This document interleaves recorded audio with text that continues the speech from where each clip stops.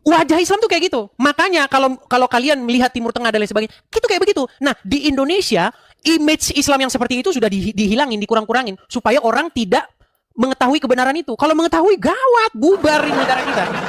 Nah, Anda pernah dengar Muhammad memimpin beberapa kali peperangan nggak? Perang Tabuk, perang Badar, tahu? Pernah sih, Iya. pernah dengar perang. Iya, perang-perang itu. Wajah atau kelakuan atau karakter Muhammad. Jadi kalau ada orang gambar Muhammad yang mukanya bawa pedang begini terus mukanya serem, karena dia baca ini. Mungkin perkataan saya ini terlalu keras, tapi memang itu kenyataannya gitu loh masalahnya. Itu faktanya. Kalau saya bilang begitu, memang banyak akan melukai orang Islam. Saya mohon maaf yang sedalam-dalamnya. Dari hati saya yang paling dalam, saya mohon maaf. Saya tidak sama sekali berniat ingin menyakiti hati Anda. Saya betul-betul dari hati yang saya paling dalam. Tidak ada sedikit pun niatan hati saya buat kalian itu jengkel, marah, sakit hati. Enggak. Saya hanya pengen kalian sadar. Inilah wajah Muhammad yang sesungguhnya. Nih loh, telah menceritakan kepada kami, dan seterusnya, dan seterusnya. Dan seterusnya. Abu Hurairah, dia berkata, Rasulullah bersabda, saya diperintahkan untuk memerangi manusia hingga mereka mengucapkan tidak ada Tuhan yang berhak disembah selain Allah. Apabila mereka mengucapkannya, maka mereka telah menghalangiku untuk menumpahkan darah dan merampas harta mereka. Ini hadisnya nih. Nih, bab aku diperintahkan untuk memerangi manusia hingga mengucapkan syahadat. Sunan At-Tirmizi ini. Ini bukan saya ngarang-ngarang ini. Bawa saya ke Mabes Polri kalau saya ngarang-ngarang ini. Bagaimana Anda mengatakan kepada kami bahwa Yesus kami di dalam Injil kami menubuatkan orang semacam itu? Pernahkah Yesus mengayunkan pedang terhadap orang-orang yang ingin menyalibkan Yesus? Enggak. Jadi janganlah lagi menunda-nunda untuk menerima Yesus sebagai, kalau bahasa Islamnya, junjungan. Dia menikahi Aisyah, anak di bawah umur.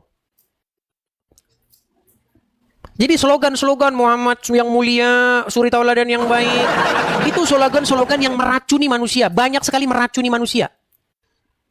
Ulangan 18 ayat 18. Pasal 18 ayat 18. Apa kata Musa? Apa kata Tuhan kepada Musa? Seorang nabi akan kubangkitkan bagi mereka dari antara saudara mereka. Seorang nabi akan kubangkitkan dari mereka, dari saudara mereka, seperti engkau, hai Musa. Nanti yang akan datang di akhir zaman itu seperti engkau, hai Musa.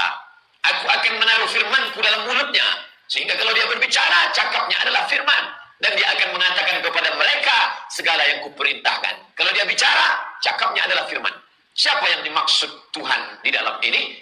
Apakah Isa atau Muhammad? Kita lihat. Karena tak disebutnya nama, hanya disebutnya sifat. Apa sifatnya? Kubangkitkan bagi mereka saudara mereka. Saudara Musa berarti Isa.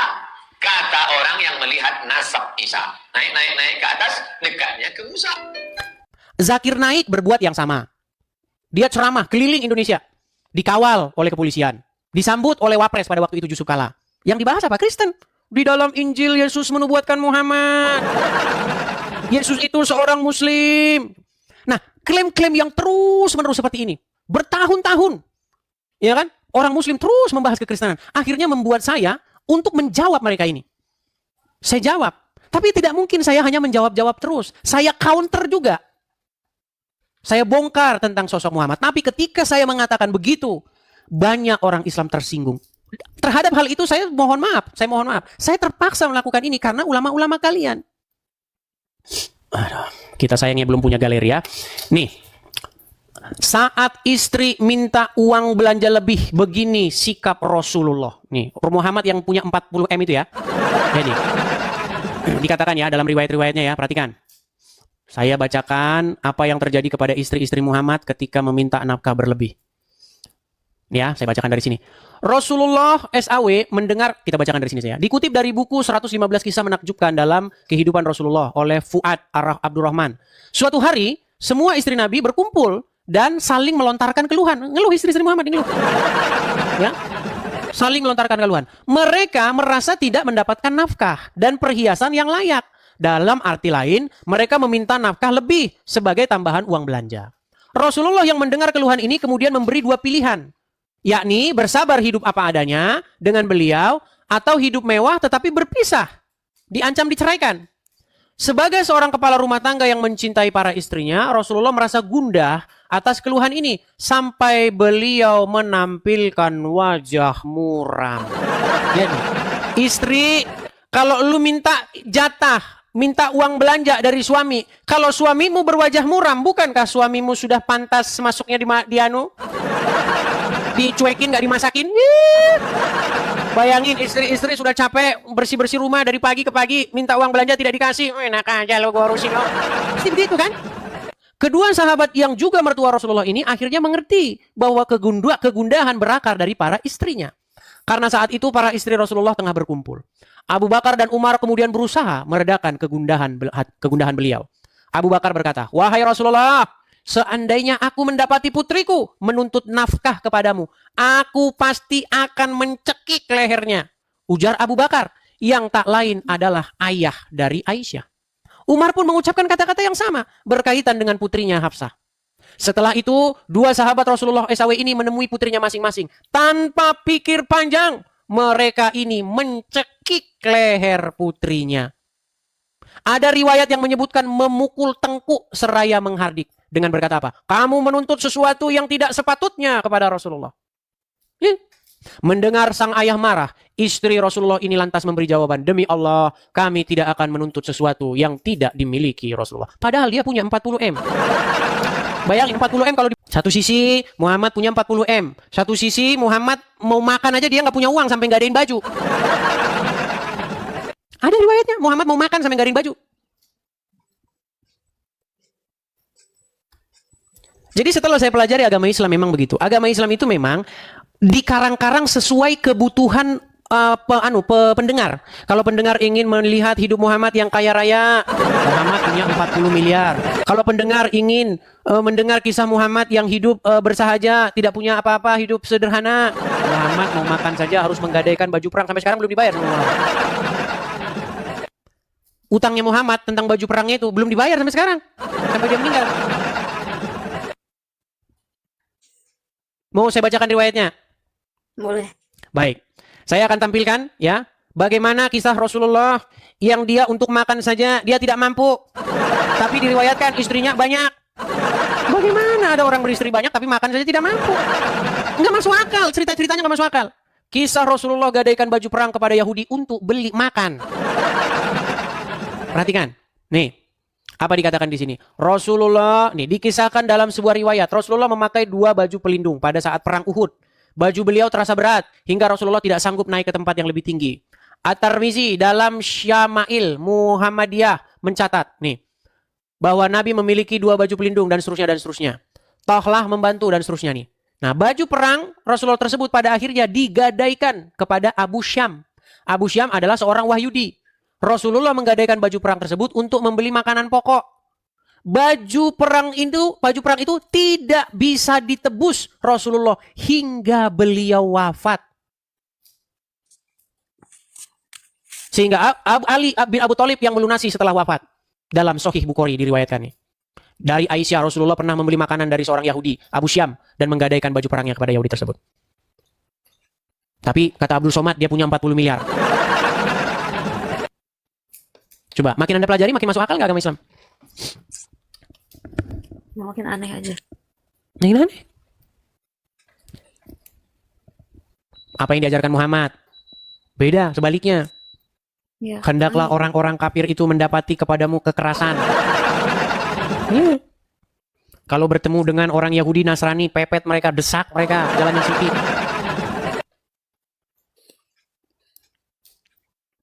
Itu sangat bertentangan dengan apa yang diajarkan oleh Tuhan Yesus.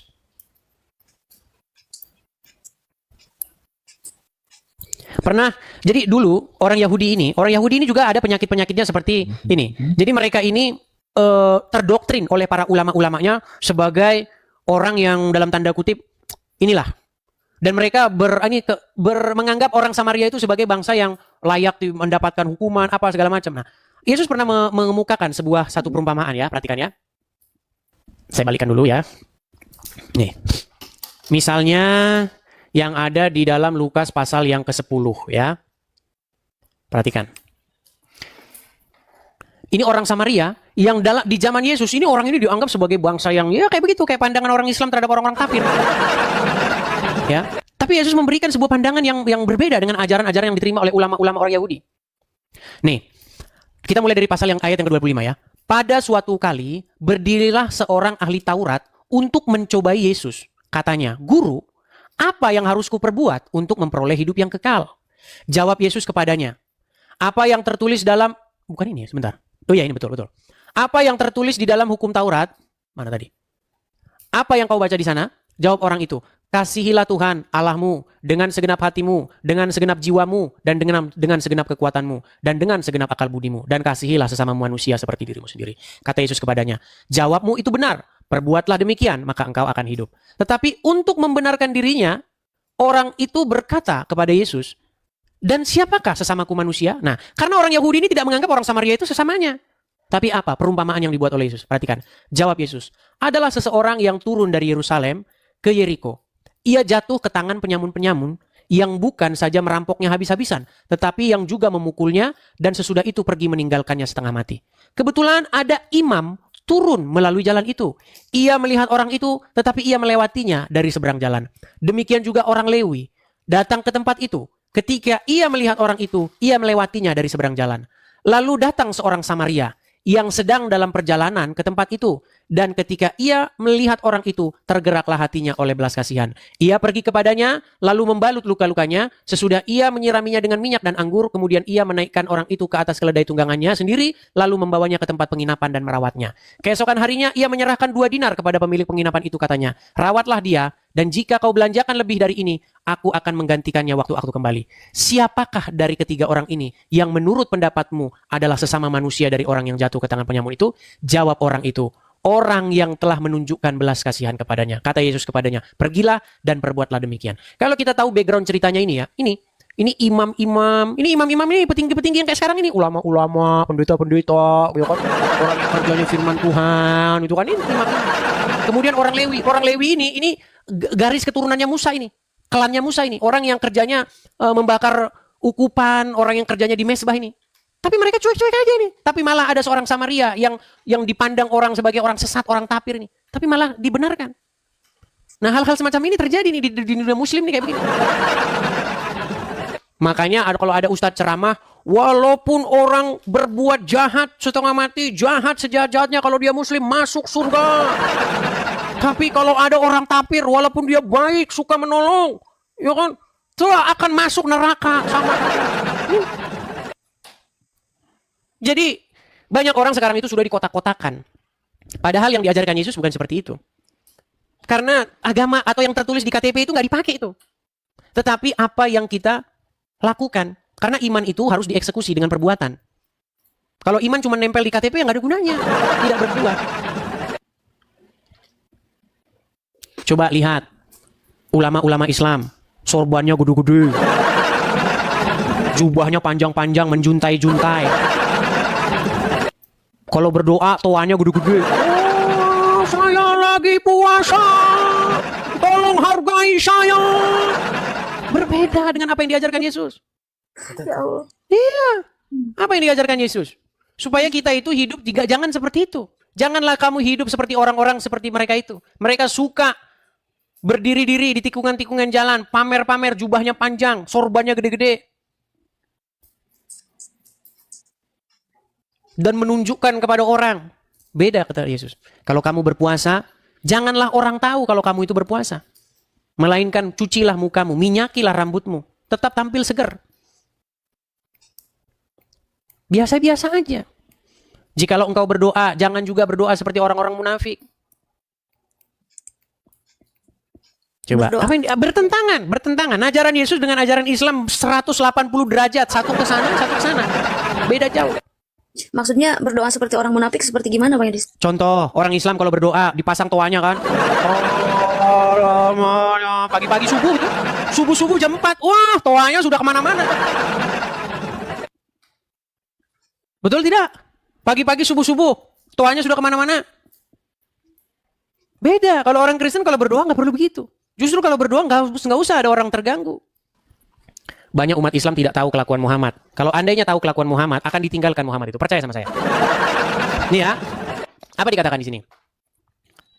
Dan diharamkan juga kamu mengawini wanita yang bersuami, kecuali budak-budak yang kamu miliki. Allah telah menetapkannya atas kamu sebagai ketetapannya atas kamu. Dihalalkan bagi kamu yang demikian itu. Ya, coba ini. Dari mana datangnya budak-budak ini? Ya, saya kasih tahu asal usulnya budak-budak itu datangnya dari mana. Tidak ada jalan ceritanya, tidak ada asbabul wurudnya. Tiba-tiba Muhammad ngomong sendiri. Iya, iya, iya.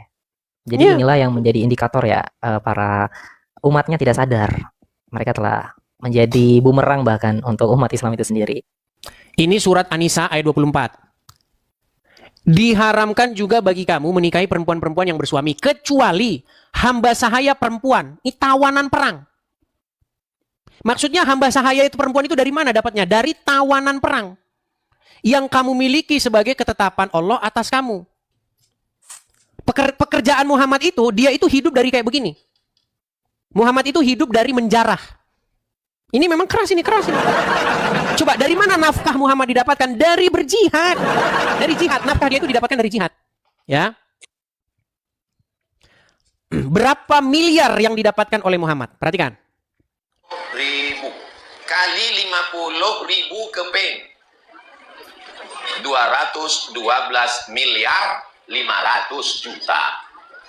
Harta rampasan perang Badar 212 miliar 500 juta. Berapa jatah Nabi? Wa'lamu annama ghanimtum min syai'in fa inna lillahi khumusahu. Ketahuilah bahwa harta rampasan perang maka Nabi dapat khumus. Khamsah 5, khumus 1/5. 1/5 itu berapa? 20%.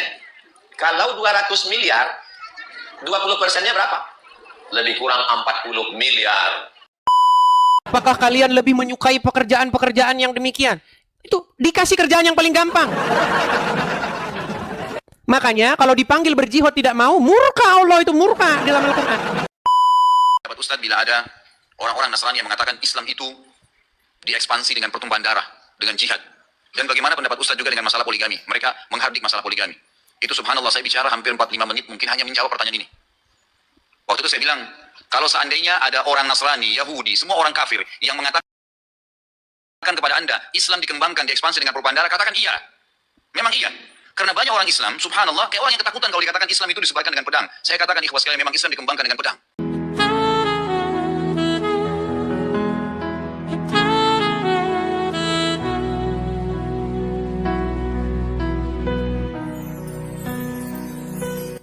Tidak ada jalan ceritanya, tidak ada asbabul wurudnya. Tiba-tiba Muhammad ngomong sendiri. Iya, iya, iya. Jadi inilah yang menjadi indikator ya, para umatnya tidak sadar. Mereka telah menjadi bumerang bahkan untuk umat Islam itu sendiri. Saya mau nanya, izin bertanya sama Abang Edis. Silakan, ya? silakan. Tapi saya ingin bertanya satu hal ya. Menurut Abang Edis itu, saya masih ingin memahami, mendalami agama kekristenan. Bagaimana sih cara kita mengenal Tuhan itu sendiri, mungkin dengan perspektif Abang Edis melihat? Ya, dengan memahami firman-firmannya, dengan memahami apa yang diajarkannya, begitu. Makanya saya sarankan uninstall Quran, install Bible. Gitu. Jadi bagaimana kita memahami atau ingin mengenal Tuhan, pelajarilah Bible. Baca, ya kan? Dari A sampai Z, begitu. Saya sudah lakukan itu, Bang.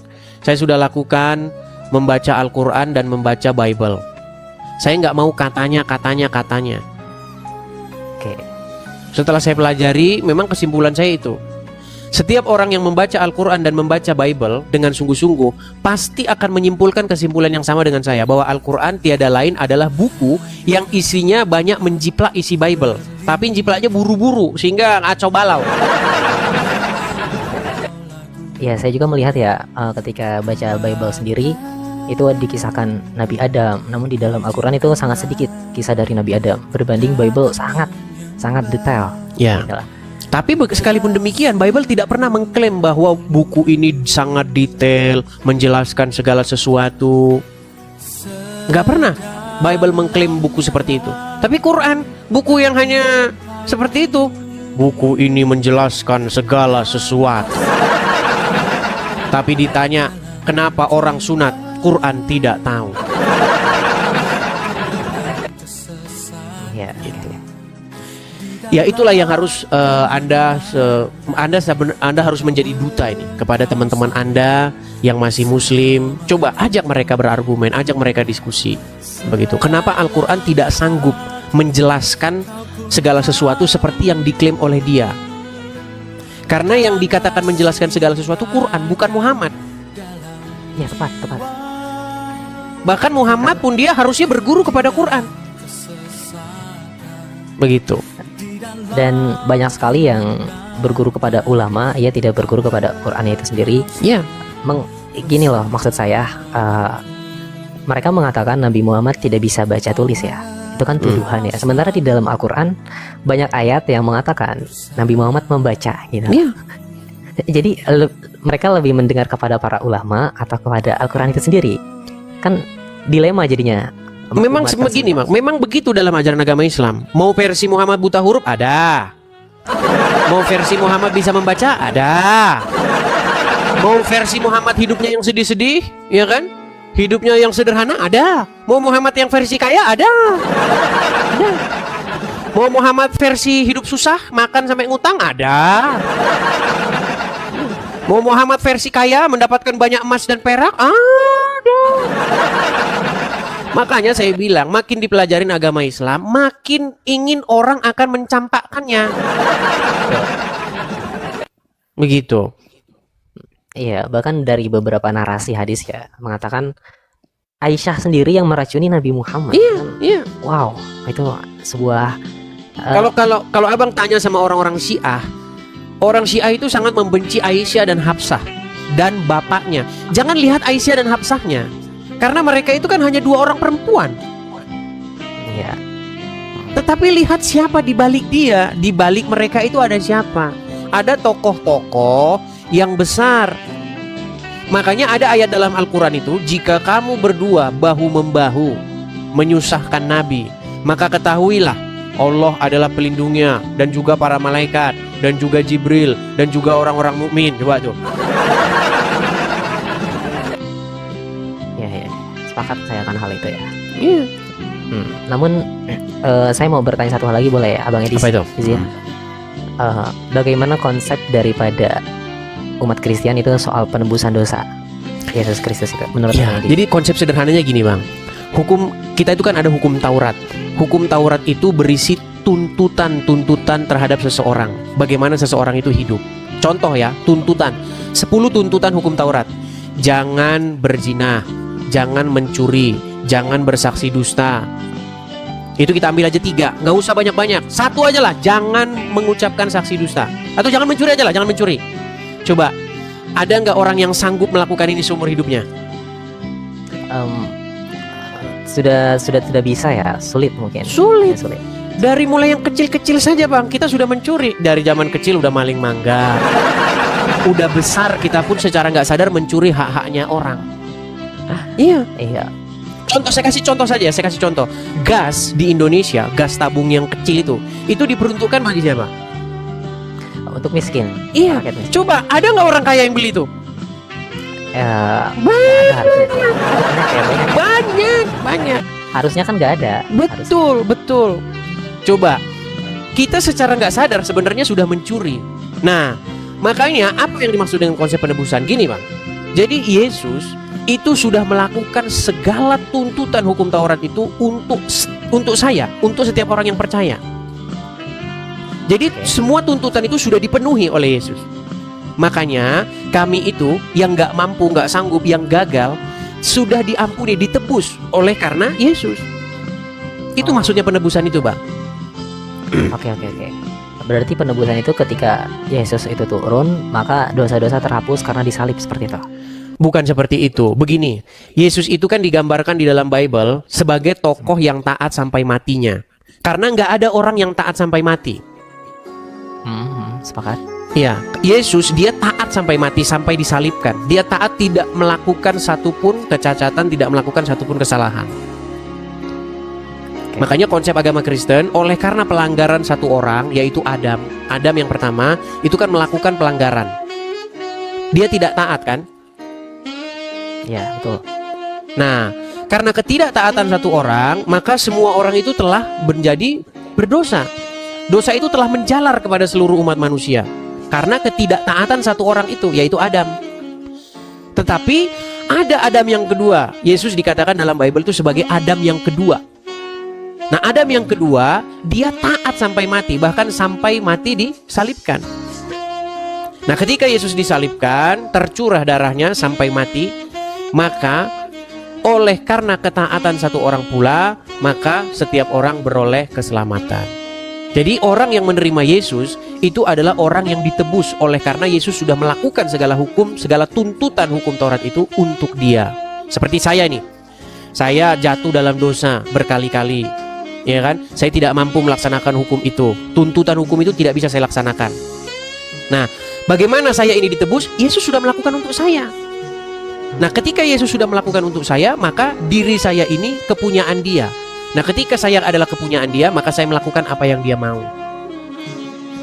Karena kita telah beriman kepada Yesus tersebut ya. Jadi seolah-olah kita satu tubuh seperti itu ya. Iya, artinya segala sesuatu tuntutan itu dilakukan oleh Dia, dan kita ya sudah menjadi kepunyaan Dia.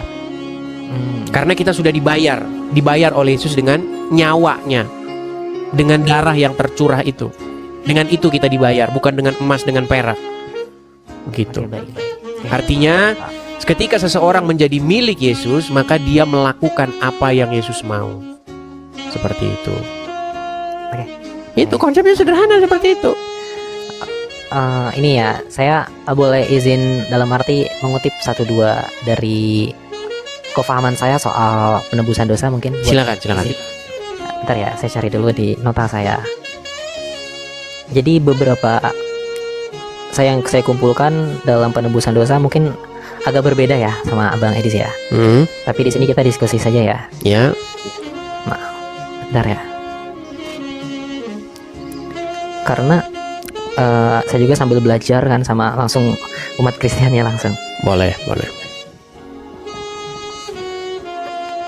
Nah, ini terdapat di Markus 2, 1-12 ya. Boleh, silakan. Di sini kan mengatakan ya di Markus 2-12, Yesus itu masih hidup dan dia mengampuni orang yang, dalam arti orang yang masih hidup. Dibaca saja boleh. Dibaca saja biar. Ya. Ya. Beberapa hari kemudian ketika Yesus kembali ke Kapernaum, terdengar kabar bahwa dia berada di rumah. Banyak orang dikumpulkan sampai tidak ada tempat lagi, bahkan di dekat pintu sekalipun. Dan dia memberitakan firman kepada mereka. Lalu mereka datang kepada Yesus dengan membawa seorang lumpuh yang diusung oleh 4 orang. Ketika mereka tidak dapat membawa orang itu ke dekat Yesus karena banyaknya orang, mereka membongkar atap tepat di atas Yesus. Setelah membongkarnya, mereka menurunkan kasur tempat orang lumpuh itu terbaring. Ketika Yesus melihat iman mereka, dia berkata kepada orang lumpuh itu, "Hai anakku, dosa-dosamu diampuni." Oke. Namun beberapa ahli Taurat yang duduk di sana bertanya-tanya dalam hati mereka, mengapa orang ini berkata seperti itu? Dia sedang menghujat. Siapa yang dapat mengampuni dosa-dosa selain Allah itu sendiri? Yesus segera mengetahui dari dalam rohnya. Bukan, Yesus segera mengetahui isi hati mereka. Oh, itu isi hati mereka ya? Ya. Oh, isi hati mereka, bahwa mereka bertanya-tanya dalam hati mereka. Ya. Dia berkata kepada mereka, mengapa kamu bertanya tentang hal itu dalam hatimu? Mana lebih mudah mengatakan kepada orang lumpuh itu, dosa-dosamu diampuni, atau mengatakan bangun, angkat kasurmu dan berjalanlah. Akan tetapi, supaya kamu tahu bahwa anak manusia memiliki kuasa di bumi untuk mengampuni dosa. Oke. Dia berkata kepada orang lumpuh itu, aku berkata kepadamu, bangun, angkat kasurmu, dan pulanglah ke rumahmu. Orang lumpuh itu segera berdiri, mengambil kasurnya, dan pergi keluar melewati semua orang. Mereka semua takjub dan memuliakan Allah serta berkata, kami belum pernah melihat hal yang seperti ini. Markus 2, 1-12. Oke. Lalu, di sini berarti Anda? Berarti di sini sebetulnya Yesus tidak perlu menumpahkan darah ya. Dalam arti di mana Yesus menumpahkan darah? Ini pemahaman-pemahaman yang orang salah paham. Di mana ada Yesus menumpahkan darah? Ya, sebentar. Maksud saya di sini berarti ketika hidup Yesus hidup, ia dapat mengampuni dosa, betul? Ya. Nah, berarti indikasinya ketika Yesus mengatakan hal ini dalam pengampunan dosa yang tadi Abang Edis katakan, ia ditebuskan dosanya karena penyaliban tersebut ya. Jadi dosanya siapa yang ditebus? Dosa seluruh manusia umat Kristen. Enggak, kata siapa? Dosa Islam tetap aja ada di situ. Dosa umat Kristen maksudnya. Enggak, bukan dosa umat Kristen. Setiap orang yang menerima Yesus, maka dia itu tidak diperhitungkan lagi dosa dan pelanggarannya. Oh, jadi sudah diberikan keselamatan ya? Iya. Hmm. Peristiwa yang Anda kutip di dalam Markus tadi itu tidak berkaitan dengan apa yang barusan kita bahas. Oke. Begitu. Di mana ada Yesus menumpahkan darah? Ini paham-paham yang disalahpahami oleh orang terhadap kekristenan. Di mana ada Tuhan menumbalkan anaknya, di mana? Nggak ada itu dalam ajaran Kristen tuh, nggak ada. Enggak. Di mana? Makanya saya heran begitu. Kadang-kadang orang bisa berpikir seperti itu karena penjelasan orang-orang Kristen yang dalam tanda kutip goblok. Nggak ada Tuhan numbalin, nggak ada. Yesus itu di dalam Bible, baca dari A sampai Z, dari Matius sampai Yohanes, dia itu memberitakan kebenaran. Tetapi orang-orang Yahudi itu tidak menerima dia. Maksudnya orang-orang ahli-ahli Tauratnya, pemuka-pemuka agama Yahudi tidak menerima dia. Sehingga Yesus diserahkan kepada pemerintahan pada saat itu untuk disalibkan. Yang menyalibkan Yesus apa? Apakah Bapa di sorga? Tidak. Yang menyalibkan Yesus itu adalah orang-orang yang tidak percaya kepada dia. Tetapi Yesus di situ tidak melakukan dosa begitu loh. Dalam pengertian dia tidak melakukan hal-hal yang melanggar hukum Taurat itu.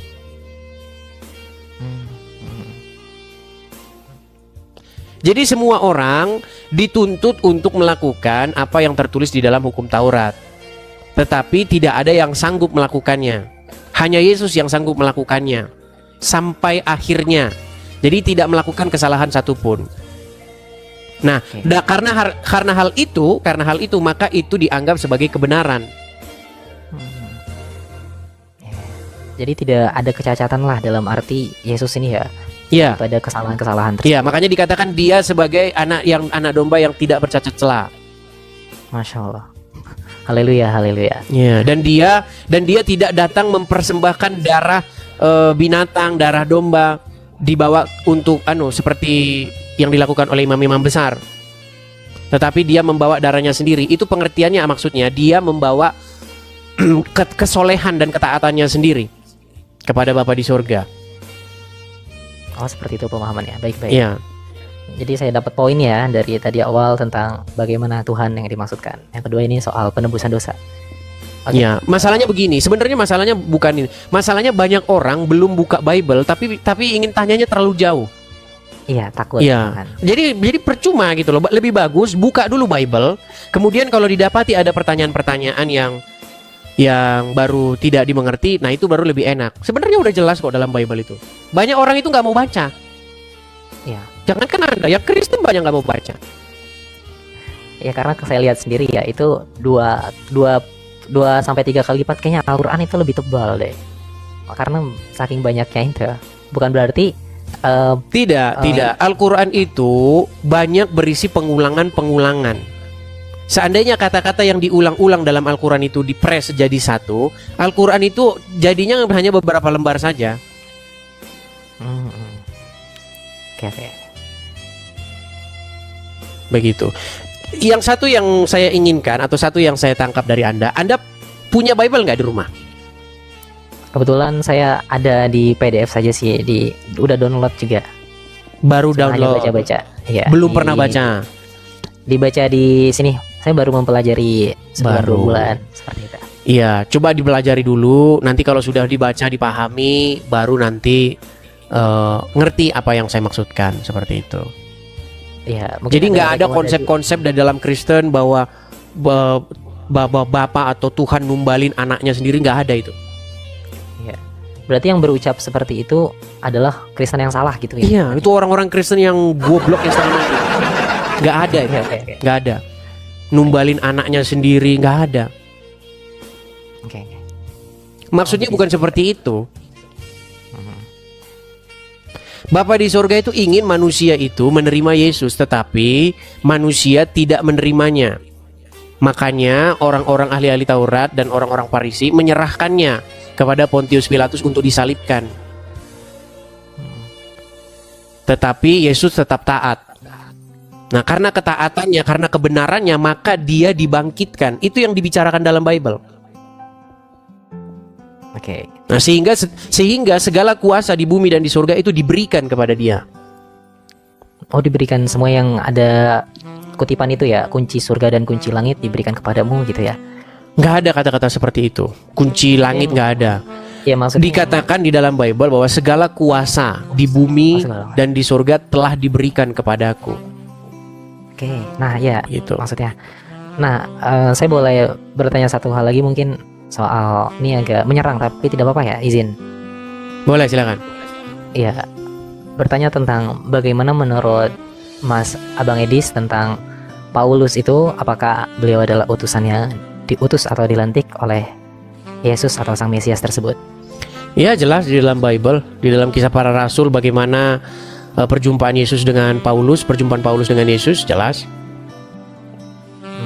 Oke, jadi Paulus ini bertemu dengan Yesus ya menurut Abang Edis ya? Bukan menurut saya, itu yang tertulis di dalam Kisah Para Rasul. Bagaimana Paulus ketika dalam perjalanannya ke Damsyik, dia ingin membinasakan atau dia ingin melakukan persekusi terhadap orang-orang yang percaya kepada Yesus. Tetapi dalam perjalanannya ke Damsyik, Yesus sendiri yang menjumpai Paulus. Kemudian memilih dia menjadi alatnya untuk memberitakan namanya. Oh, jadi ada fasenya, berarti ada perantaranya ya untuk memberikan sebuah bahasa Paulus itu. Ya, ada perantara dari kisah-kisah tersebut, tidak semena-mena Yesus yang langsung melantik gitu kan. Perantara maksudnya gimana? Ya, yang penyambung daripada kan kalau Simon of Peter kan dia dilantik langsung kan oleh Yesus kan, betul? Ya, mungkin lebih baik, mungkin Bang Kitun baca aja yang tertulis dalam Bible begitu. Kadang-kadang kita ini belum baca tapi sudah tanya begitu. Lebih baik itu membaca dulu. Seperti itu, karena sudah tertulis ada di situ. Begitu. Coba dibaca begitu karena itu sudah jelas ada di situ. Itu kira-kira Itu sama kalau seperti misalnya seperti ini loh, misal ada lowongan pekerjaan, udah dijelaskan semua di deskripsi itu, tapi nggak dibaca, makanya nanya. Banyak orang seperti itu, banyak. Iya ya. Hmm. Oke. Jadi budaya malas membaca itu yang memang sulit begitu. Sudah ada semua di dalam deskripsi itu, tetapi masih ditanya begitu. Bukan ini Bang, karena semua sudah tertulis di situ. Jadi pertanyaan-pertanyaan itu ada semua di dalam buku itu.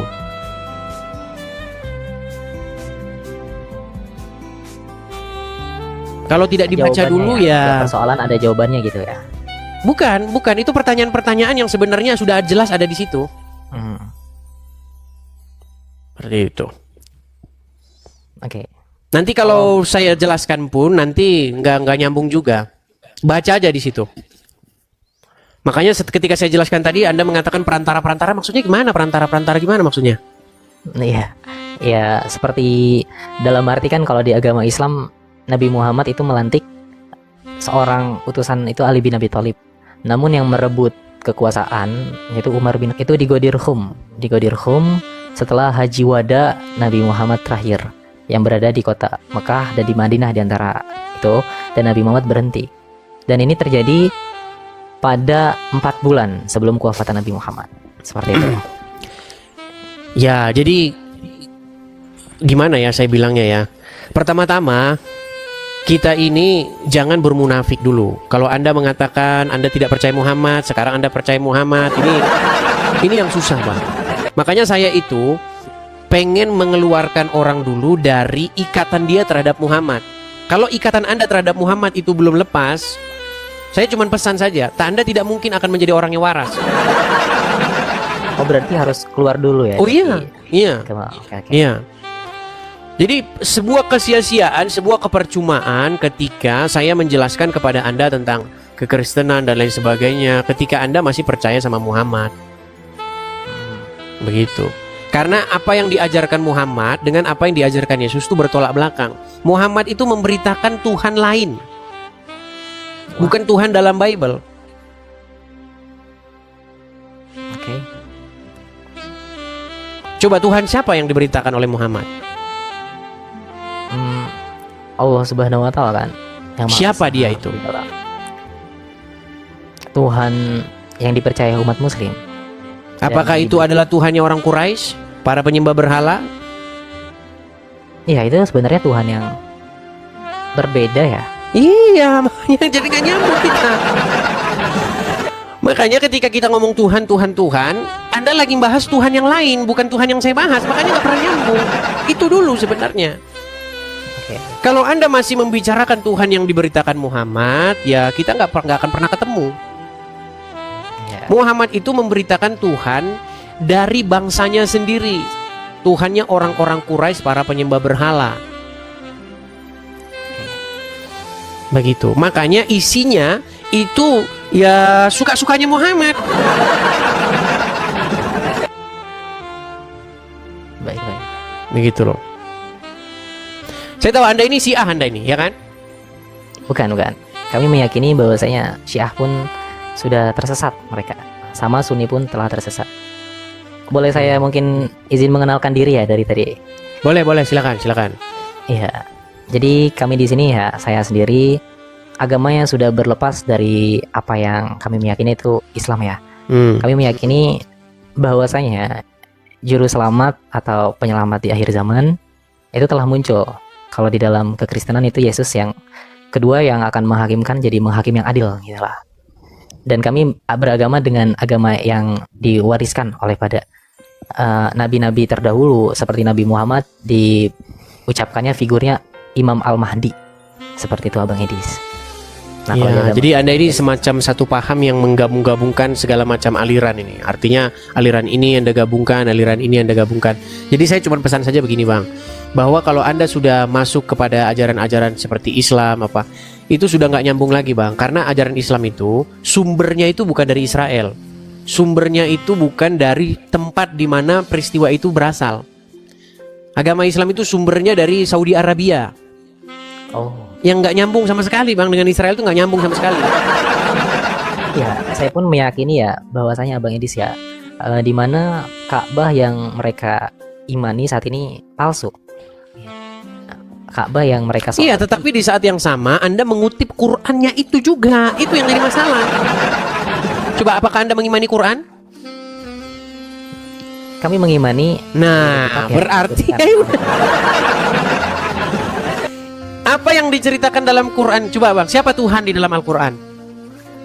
Ya, di dalam Al-Qur'an itu Tuhannya satu ya, yaitu Allah Subhanahu wa Ta'ala. Nah, Allah itu siapa?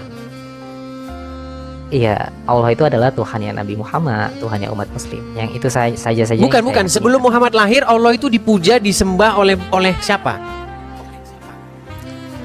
oleh orang Quraisy. Iya, Ya, para ada penyembah orang. berhala itu. Itulah Tuhan yang dipromosikan Muhammad. Oke. Gini. Di dunia ini ada banyak bangsa-bangsa, betul? Ya, tepat. Ada banyak suku bangsa, ada banyak bahasa, betul nggak? Iya. Coba, sebelum Muhammad lahir, siapa yang nyembah Allah? Bangsa Quraisy Nah, ada nggak orang Indonesia nyembah Allah? nggak tahu aku kalau itu. Jangan bilang nggak Indonesia. tahu, Pak. Karena mereka kan hanya Kalau Anda bilang nggak tahu, berarti Anda nggak bisa melangkah maju lagi ke depan. Coba, kita orang Indonesia. Orang Indonesia ini terdiri dari banyak suku. Dan ada banyak bahasanya. Coba, ada nggak satu aja suku bangsa yang punya kosakata Allah di dalam kamus perbendaharaannya? sepertinya tidak ada ya. Tidak ada. Belum menemukan. Itu menjadi satu bukti bahwa tidak ada yang menyembah Allah di Indonesia. Waktu Muhammad belum lahir, tidak ada Allah disembah di Indonesia. Bahkan disebut pun tidak ada. Karena kosakatanya pun nggak ada. Setuju nggak? Oke. Nah, Setuju. coba sekarang kita pergi ke Jepang. Ada nggak di Jepang yang menyebut nama Allah sebelum Muhammad lahir? Atau waktu Muhammad masih kecil? Tidak ada juga sepertinya ya. Nggak ada. Coba, Lalu Allah itu tuhan-tuhan hanya yang- disebut di mana? Di Arab pada saat itu. Iya, di lingkup keluarga klannya, sukunya Muhammad. Jadi Tuhan yang itu yang sedang dipromosikan sama Muhammad. Tuhannya orang-orang Quraisy itu.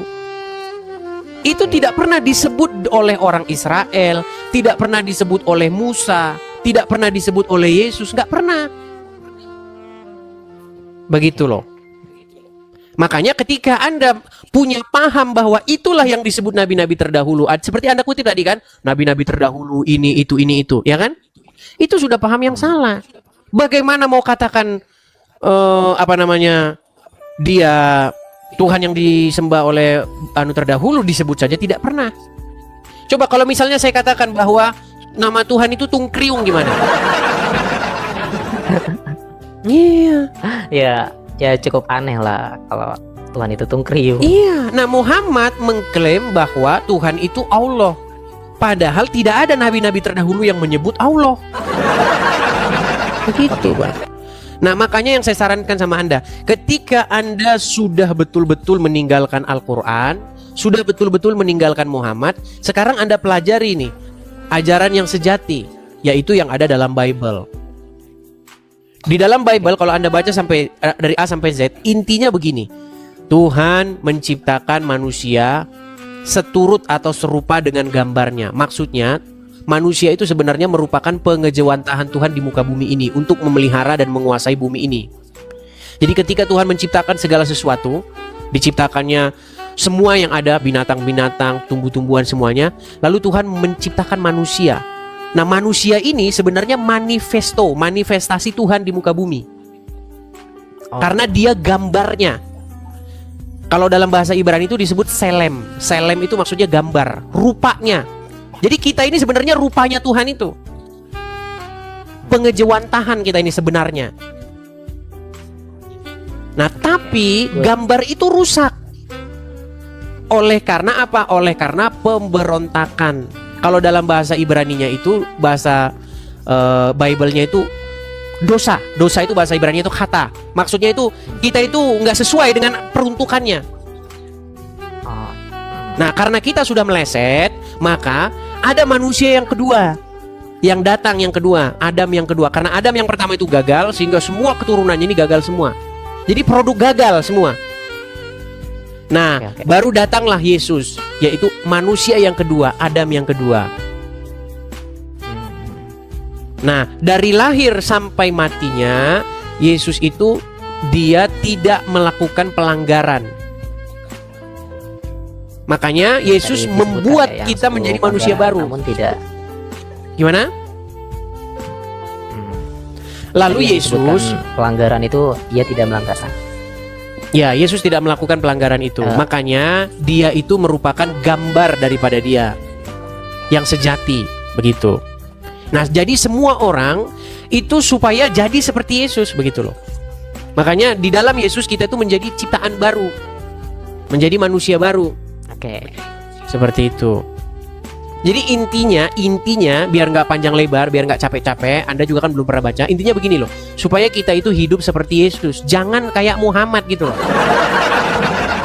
Kalau Anda belajar Islam, Anda itu disuruh hidup kayak Muhammad, bener nggak? Iya, tata caranya, wudunya bahkan. Iya. Iya. Jadi Muhammad itu merupakan sebuah, kalau bahasa Islamnya itu suri tauladan. Maksudnya sebuah rule of model. Jadi semua orang itu harus mirip kayak Muhammad kalau Anda belajar Islam.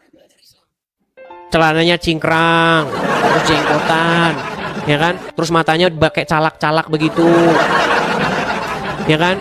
Terus pagi-pagi ambil air wudhu, begitu. Jadi membentuk manusia sesuai karakternya Muhammad. Nah, di dalam Kristen itu sama, supaya membentuk manusia sesuai dengan karakternya Yesus. Supaya dipulangin lagi nih manusia yang tadinya merupakan gambarnya Tuhan, dipulangin lagi. Contohnya apa? Contohnya kayak Yesus. Orang harus hidup taat sampai mati dengan tidak melakukan kesalahan. Begitu. Berarti kalau kita melihat ya, Yesus atau agama kekristenan ya, itu cukup baik ya kalau dikaji dengan benar dengan orang yang tepat gitu loh. Jadi saya juga mendapat gambaran dari Abang Edi Steve ini, ya memang Yesus adalah sosok sempurna dan kita harus tidak melakukan hal-hal seperti itu yang dilanggar oleh Tuhan sendiri. Iya, jadi harus melakukan persis seperti yang dilakukan oleh Yesus. Tapi apakah manusia sanggup? Kan gak sanggup. Nah, ketika tidak sanggup, Yesus sudah melakukan untuk kita. Makanya keadilan di dalam Bible itu karena satu ketidaktaatan, karena satu pelanggaran, maka semua orang telah berbuat dosa, dan oleh karena juga satu kebenaran, karena satu ketaatan, maka semua orang beroleh pengampunan. Semua orang yang mana? Semua orang yang menerima Yesus. Makanya Yesus itu sebagai juru selamatnya. Makanya ketika saya menerima Yesus sebagai juru selamat saya, artinya saya udah punya nih, sudah punya seseorang yang melakukan untuk saya. Jadi ketika saya berdiri di hadapan takhta pengadilan, ada Yesus yang menjadi pembela saya, yang sudah melakukan segala sesuatu untuk saya. Nah, tetapi, ini banyak yang salah pahami oleh orang Islam. Kalau begitu ya suka-suka kita dong bebas berbuat dosa. Kan udah ditebus dosanya, ya berarti berbuat dosa aja. Nah, itu karena ya made in Arab itu tadi, karena otaknya sudah dipenuhi kencing otak. Bukan begitu maksudnya. Seseorang yang sudah menjadi milik Yesus, dia melakukan apa yang Yesus mau. Oke, ya siap. Orang udah dibayar nih, udah ditebus sama Yesus. Berarti kepunyaan siapa dia? Contoh, saya kasih contoh. Ada, taruhlah misalnya kucing. Ya. Oke, kucing ini ada di Pegadaian. Terus saya tebus nih, saya bayar nih. Kucing ini saya bayar, saya tebus. Oke. Berarti kucing itu punya siapa sekarang? Ya, punya Bang Edis TV. Punya yang menebus. Nah, kalau punya yang menebus berarti dia harus sesuai dengan apa yang dipunyai oleh tuannya sekarang, betul nggak? Kan saya jadi tuannya sekarang, betul nggak? Jadi pemiliknya, Ya. sang empunya, betul nggak? Nah, ketika betul. saya sang empunya, berarti dia ini harus seperti yang saya mau, bener nggak? Iyalah. Nah, begitu. Nah, seperti itu juga kekristenan. Karena kita sudah ditebus, maka kita ini punya tuan baru, punya tuan yang sekarang, yaitu Yesus. Oke. Nah, makanya kalau kita jadi kepunyaan Yesus, kita melakukan apa yang Yesus mau. Bukan seperti orang Islam berarti kita bebas dong bikin dosa. Bukan begitu. Jadi segala kasihnya, segala apa yang dikategorikan oleh Yesus kita harus menerapkan dengan sebaik mungkin karena kita sudah kepemilikan Yesus. Iya. Jadi kekristenan itu berbicara mengenai hal itu. Berbicara mengenai orang yang sudah menjadi kepunyaannya Yesus. Nah, orang yang menjadi kepunyaan Yesus melakukan apa yang Yesus mau. Begitu. Disitulah Yesus tuh menjadi tuannya, menjadi Tuhannya. Begitu. Paham, saya paham. Oke, berarti Jadi kalau orang tidak melakukan apa yang Yesus perintahkan, maka Yesus itu bukan tuannya, bukan Tuhannya. Tapi Yesus tuh musuhnya orang itu. Contoh nih, contoh. Yesus menyuruh saya. Nah, apa misalnya Yesus suruh saya belok kanan, lalu saya belok kiri. Berarti Yesus itu bukan Tuhan saya, dia bukan Tuhan saya. Ya karena tidak seharmoni ya dalam Iya. gerakannya. Iya. Nah, banyak orang tidak paham itu. Tiap hari orang debat Tuhan. Siapa Tuhanmu? Menuhankan siapa? Tapi nggak tahu menuhankan itu apa. Begitu. Oke. Jadi makanya sering saya katakan Tuhannya orang Islam tuh Muhammad. Orang Islam tuh kepunyaannya Muhammad. Yang punya orang Islam tuh Muhammad dalam kuburnya. Kenapa saya katakan begitu? Karena orang Islam tuh dalam genggaman tangannya Muhammad, melakukan apa yang Muhammad mau. Oke. Kenapa orang Islam pagi-pagi ambil air coba? Sudut-sudut air. Kenapa mereka begitu? Karena melakukan apa yang Nabi Muhammad lakukan. Iya, itu. Makanya berbicara tentang Kristen, berbicara bagaimana seseorang itu dikendalikan oleh Yesus, dikendalikan oleh Bapa di sorga dengan perantaraan firman-Nya yaitu Yesus. Yesus kan sekarang sudah naik ke sorga. Ya. Nah, makanya sekarang orang Kristen itu kan diutus oleh Yesus. Yesus mengutus yang namanya Roh Kudus, roh yang daripada Tuhan. Nah, Roh Kudus itulah yang mengendalikan seorang Kristen. Nah, ketika Roh Kudus mengendalikan orang Kristen, sebenarnya itu sama saja dia dikendalikan oleh Yesus, sama saja dikendalikan oleh Bapa di sorga. Makanya ada istilah Tritunggal itu loh.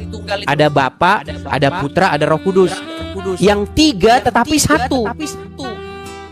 Oke. Ya, saya Di dalam cukup- Islam kalian juga seperti itu. Islam itu membuat dirinya takluk sama Allah dengan perantaraan Muhammad. Ya benar-benar. Makanya orang yang dikendalikan Muhammad di detik yang sama dikendalikan oleh Allah. Tapi Makanya Islam mempertuhan tidak menyadari. itu maksud mempertuhan itu. Ah. Tapi kan ini ya, agama Islam itu mereka tidak menyadari akan hal tersebut, tidak membacanya. Betul. Jangankan orang Islam, Kristen juga banyak tidak menyadari itu. Karena kalau ditanya mempertuhan, orang nggak tahu mempertuhan itu menganggap dia sang pencipta, udah titik. Habis itu maling aja. Coba tanya orang apa mempertuhan itu? Mempertuhan itu menganggap dia pencipta alam. Oke. Bukan itu mempertuhan. Kalau mempertuhan itu menganggap dia sang pencipta alam, berarti besok kita korupsi saja. Kita maling saja. Yang penting kan saya anggap dia pencipta alam. Udah kan? Hanya itu mempertuhan kan? Coba apa mempertuhan yang dipahami oleh orang-orang? Ya mereka hanya menganggap Tuhan sebagai figur yang Yang menciptakan alam semesta kan? Iya. Iya. Namun tidak Kalau ditakuti goalnya, gitu. kalau tujuannya adalah menganggap dia sang pencipta alam, berarti kan hanya itu tujuannya. Ya udah, saya anggap dia sang pencipta alam, udah beres. Habis itu kita ayo main judi. Yang penting kan saya anggap dia pencipta alam. Makanya orang tidak tahu mempertuhan itu apa. Kebanyakan orang nggak tahu mempertuhan itu apa. Mempertuhan itu bukan menganggap si Udin, si Anu menciptakan alam semesta. Bukan itu. Mempertuhan itu adalah sebuah perbuatan menjadikan sesuatu yang kepadanya kita menaklukkan diri. Ya, yang tadi dianalogikan seperti kucing tadi ya. Kita Iya. mengikuti si Kita pemilik. membuat diri kita jadi kepunyaannya dia. Iya. Tuhan Bagaimana- itu lawan katanya hamba. Tuhan atau Tuhan itu kata yang sama itu. Cuman di Indonesia udah jadi kata yang berbeda. Padahal dalam bahasa aslinya itu kata yang sama. Dalam bahasa Yunani, kurios itu ya Tuhan ya Tuhan, sama itu. Dalam bahasa Arab juga begitu. Rob itu ya Tuhan ya Tuhan, sama. Artinya sang empunya atau sang pengendali. Begitu. Nah, makanya kekristenan itu berbicara supaya kita itu menjadikan Yesus itu sebagai Tuhan, sebagai Tuhan. Sama itu, kata yang sama. Bahasa Inggrisnya Lord. Sang empunya gitu. Ternyata kalau dilihat dari definisi ya, dan sudah dipaparkan tadi, lebih masuk akalan Kristen gitu ya, dibanding Islam yang sangat amat jauh dari cara penalaran, tidak bisa dijabarkan bahkan. Kita hanya manut gitu loh, tidak melihat, membaca dan mendengarkan dengan cara yang benar. Hanya kau percaya ya udah gitu. Jadi kesalahan mereka ketika mempercayai dia Tuhan, lalu ya umatnya melakukan korupsi atau bagaimana, tapi masih menganggapkan Tuhan. Lantas Iya, gimana karena Tuhan di dalam tersebut? otak mereka mempertuhan itu menganggap dia sang pencipta. Habis itu sudah Iya, betul. gitu loh. Jadi dengan itu ya ternyata emang umat Kristen lebih loyal dan lebih baik karena mereka tahu apa itu esensi Tuhan dan bagaimana cara memperlakukan dibanding agama Islam itu sendiri. Ya, yang dipahami banyak orang seperti itu, Bang. Makanya orang nggak paham Oke, gitu loh. Oke, seperti itu ya, Bang ya. Kita berikan kesempatan kepada yang lain ya. Ya, terima kasih Oke. ya. Sama-sama, Ya. sama-sama, Bang Kiten. Salam kenal Kiten. ya. Oke, saya turunkan ya.